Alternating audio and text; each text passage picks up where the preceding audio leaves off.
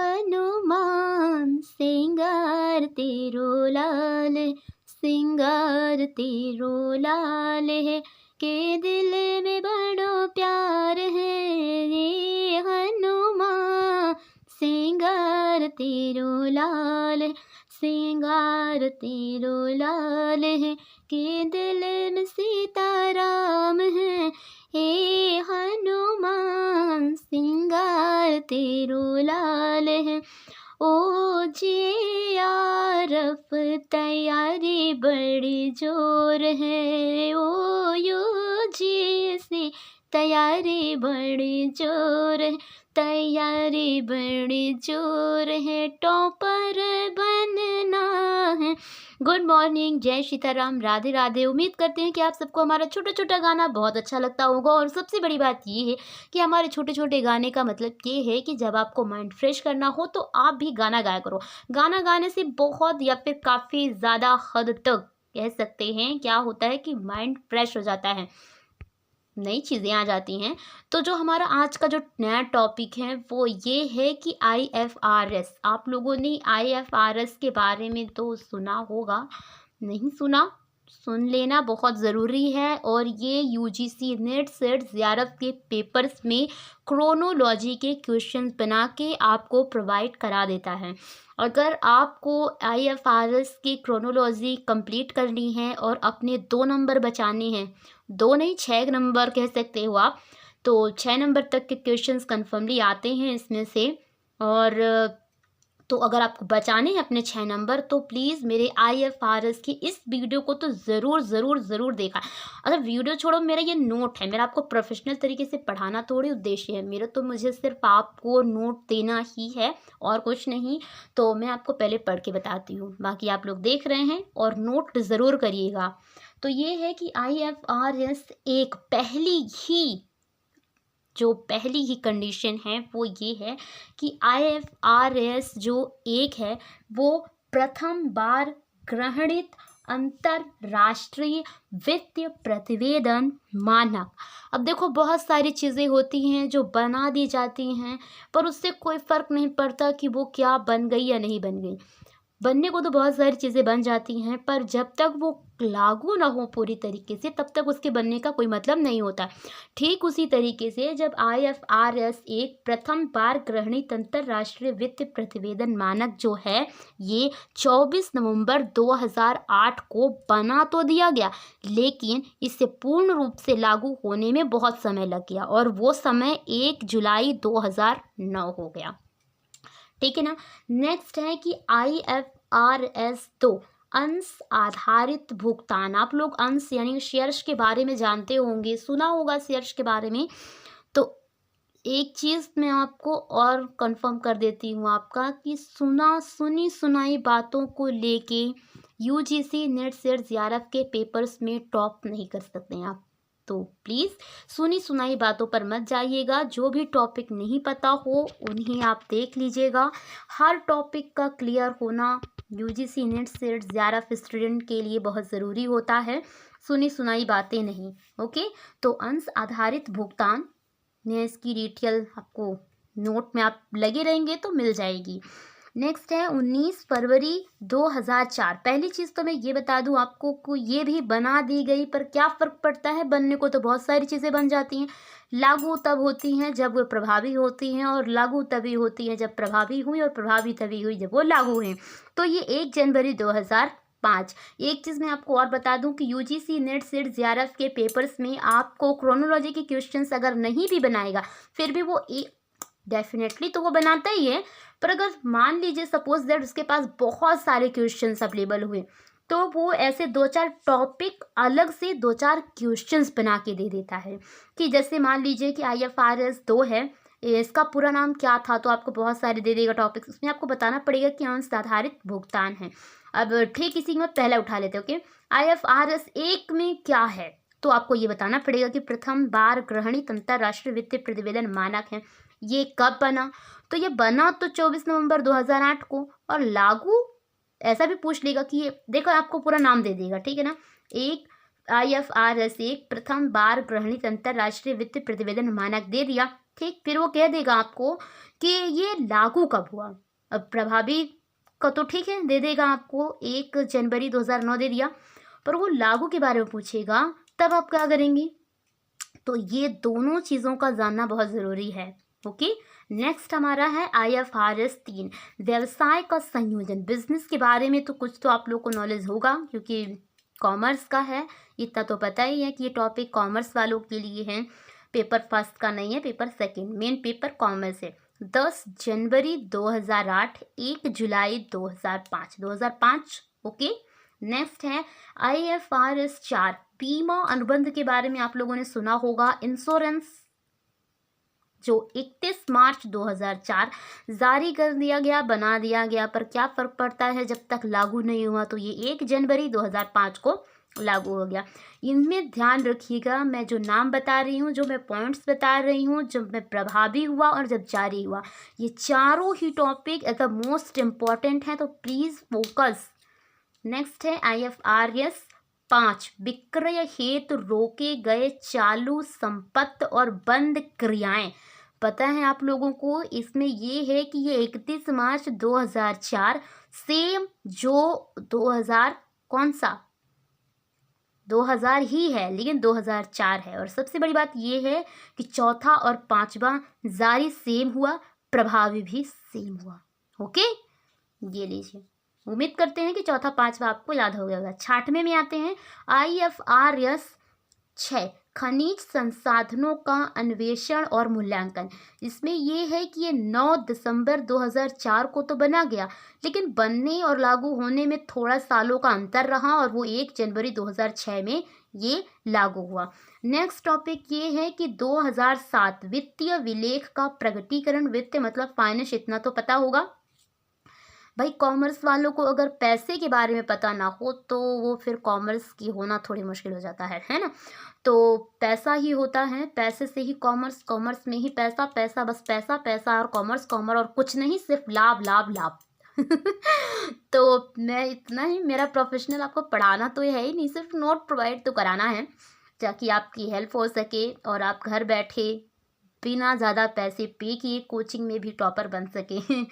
तो IFRS 8 है जो संचालन खंड से रिलेटेड है, पता चला संचालन खंड। ये 30 नवंबर 2006, 1 जनवरी 2009। ओके, नेक्स्ट है IFRS 9 का आपको लोगों को पता होगा।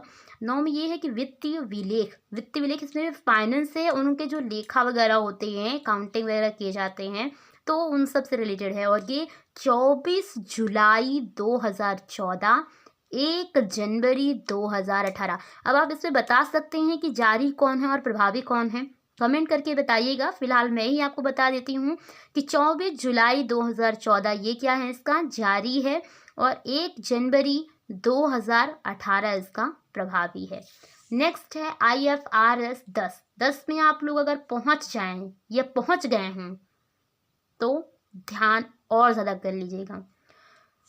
तो ये कहाँ हुआ, 12 मई 2011, 1 जनवरी 2013। एक चीज़ मैं आपको और बता देती हूँ, मैंने ये अपनी सुविधा के लिए और आपकी सुविधा के लिए, क्योंकि मेरा काम आपको ट्रिक रूल देना है, पढ़ाना प्रोफेशनली तो है नहीं, नोट्स देना है जो मैंने बनाए हुए हैं, जो मुझे भी बहुत हेल्पफुल रहे और आपको भी हेल्पफुल होंगे। तो ये मैंने अंडरलाइन इसलिए किया है, एक के बाद एक आप लोगों ने नोट किया, एक नंबर के बाद मैंने एक को छोड़ा है, एक नंबर के बाद मैंने एक को छोड़ा है, जिससे कुछ माइंड में फिट हो जाता है कि इस नंबर। अच्छा, ऐसे भी आप याद कर सकते हैं कि पहले नीला नीला याद कर लीजिए, फिर आप ब्लैक ब्लैक याद कर लीजिए।